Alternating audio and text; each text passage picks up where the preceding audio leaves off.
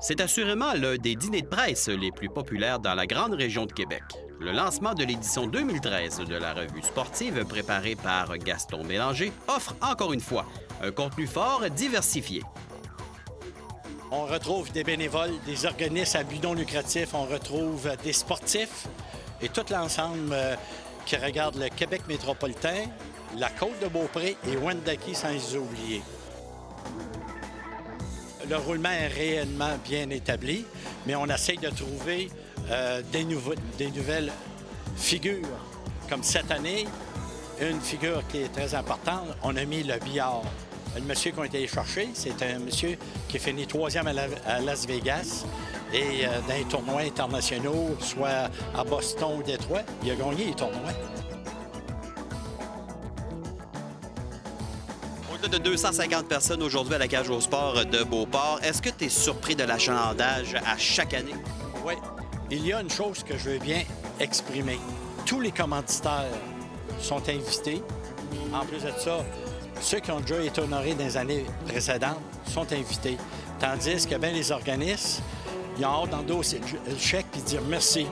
Mais nous autres, la marque de politesse, c'est de recevoir la conférence de presse et en même temps, on se trouve à être identifié dans la revue.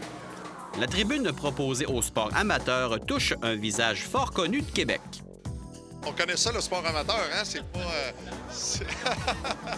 J'en ai fait environ une vingtaine d'années. C'est sûr que la reconnaissance des athlètes sportifs, c'est surtout au niveau des Olympiques, c'est gros.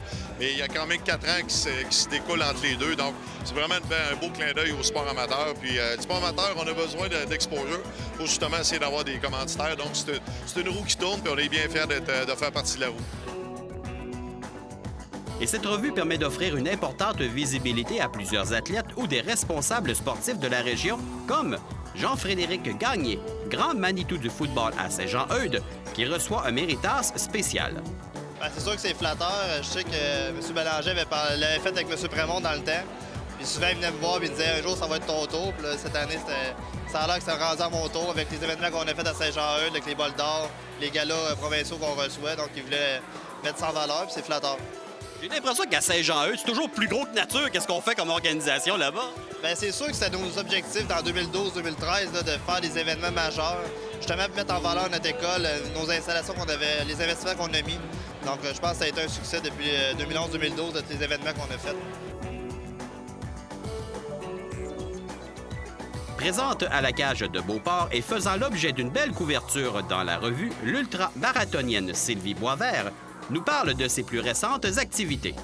Je viens justement de faire un autre marathon intérieur qui est une nouvelle mode. C'est le marathon Jog X, qui est des marathons intérieurs 42 km. C'est pas du ultra-marathon, mais c'est très difficile comparé au marathon extérieur. Entre autres, à l'extérieur, on fait des marathons, mettons comme dans mon cas, à Québec-Montréal, 3h26, 3h27. Mais en marathon intérieur, c'est 3h38. Tu vois le style? L'année dernière, Sylvie nous mentionnait qu'elle aimerait bien importer à Québec un marathon intérieur. Toutefois, ce type d'épreuve devra attendre. Cependant, ça n'empêche pas cet athlète exceptionnel de s'offrir de nouveaux défis et atteindre de remarquables performances. Je viens d'en faire un à Sherbrooke le 15 décembre, un de ces types de marathons-là. Et j'ai fait 3h38. C'est pas beaucoup, vous allez me dire, mais j'ai eu la 3e marque au Canada comme femme, 16e au niveau mondial, au niveau des marathons intérieurs. Je viens juste d'en faire un autre le 20 janvier et c'était à Ottawa, dimanche qui vient de passer. Puis dimanche qui s'en vient, je m'en vais à Montréal en faire un autre. Alors, c'est pas de l'ultra-marathon, mais c'est pas mal le fun à faire.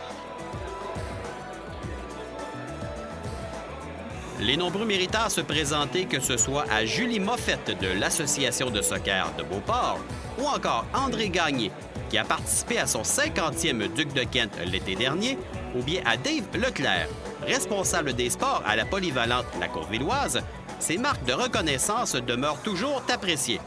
Un gros bravo à Gaston Bélanger pour un travail fantastique.